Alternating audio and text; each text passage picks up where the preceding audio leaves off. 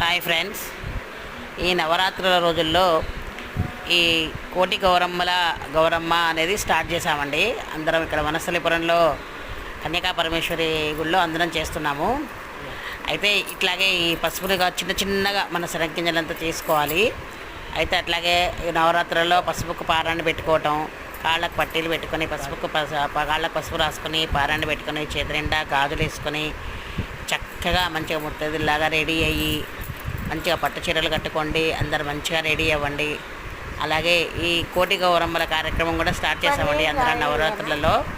ఇదిగోండి ఇట్లా చిన్న చిన్నగా చిన్న చిన్న పసుపు గౌరమ్మలు మన శనగ్గింజలంతా లేదా వేరే కాయ గింజలు చిన్న చిన్నగా చేసుకోవాలన్నమాట.